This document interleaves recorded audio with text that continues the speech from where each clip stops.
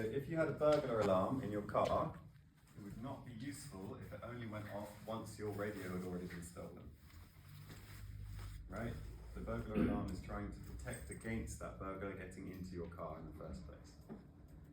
And that's precisely the role of pain. It is attempting to protect against damage rather than only going off when damage has already occurred. So if you are experiencing particularly sharp pains, let's say for example this lower back, you've got loads of muscle tension in there, and then you go and bend forwards rapidly, you're going to induce a huge amount of stretch to the muscles. That stretch is going to be a high threshold stimulus, likely because you've done it with muscle guarding already in place, so the mechanical load is quite high. That is likely to breach the threshold of the A delta nociceptive mechanical sensitive fibers, kicking off a nociceptive signal from those muscles, screaming at the brain, saying, whoa, what the fuck is this? Can you please pay attention to me? But again, that nociceptive signal that is warning of that intense stretch in the lower back is warning of intense stretch that could be potentially damaging if you continue to do that.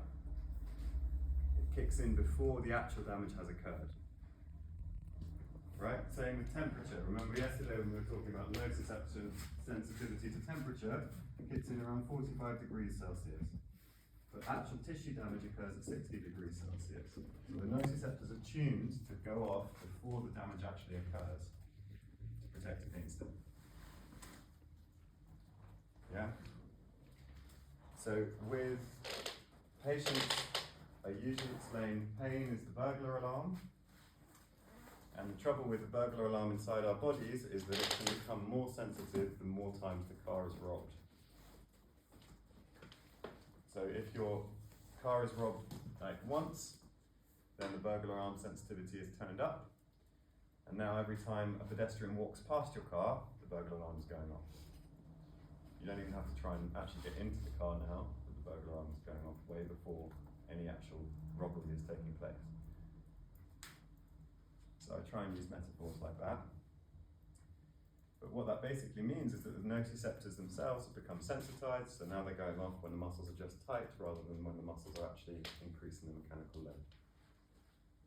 Or we're becoming allergenic or hyperalgesic or temperature sensitive. So then if we turn up the volume knob on the sensitivity in the spinal cord or in the brain, we might be able to push this nociceptive sensitivity down to 20 degrees.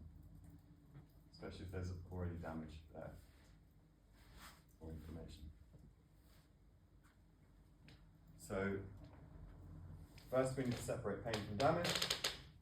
When we're explaining it, once people understand that pain is not damage, then it reduces threat, which reduces fear, and then they can start to be feeling safe to approach movements even if some pain is there, because they know that actually this pain is not damaging them. Not causing me harm.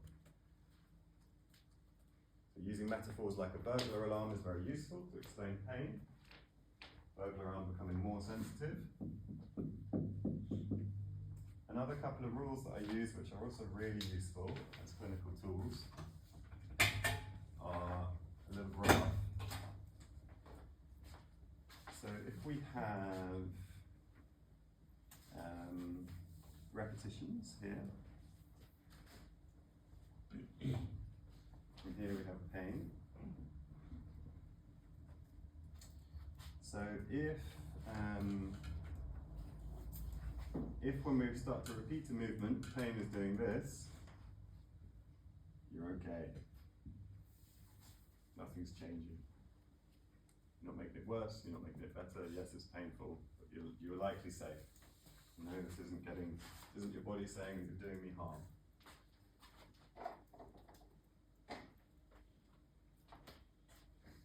If, as you repeat movement, pain is doing this, stop. Pain's getting worse during movement as you repeat it. Your body's saying stop. We should listen to that. Unless you're really moving towards something you value a lot. Like, yes, I know I'm going to get pain, but actually going dancing with my husband tonight is really important to me. That's going to make my life much better. And I've expected that this is going to happen, but I've planned for it, I've prepared for it. And I know as a clinician intervention that's safe for you to do. That's the only caveat to that. But if the pain is doing this, then great, carry on. Your body's saying thank you very much. Pain's getting better as you move. Sorry if you can't see that line, but you understand the sentiment, right?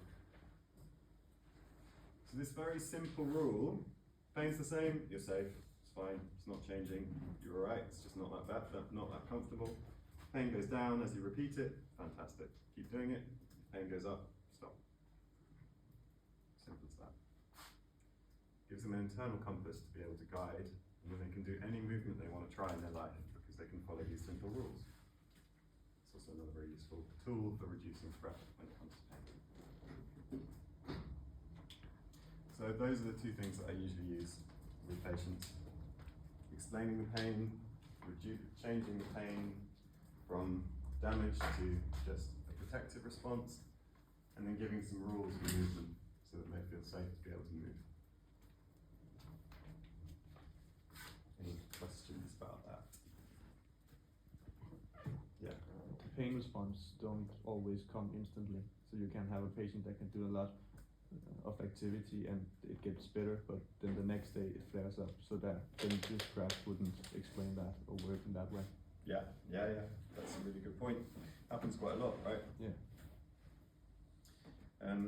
So then we need to play a hard game as clinicians and asking the question, is this actually causing damage that is resulting in long-term harm?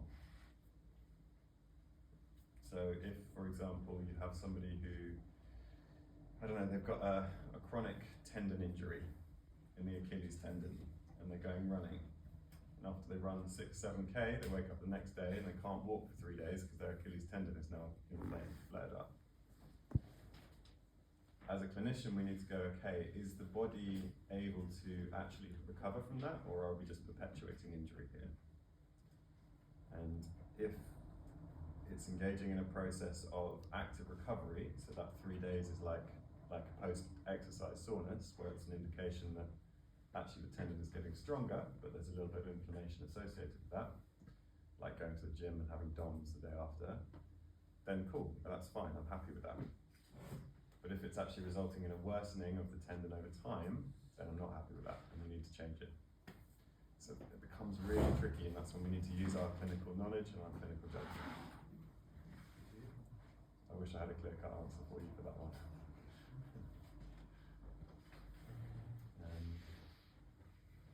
How would you guys manage that if the next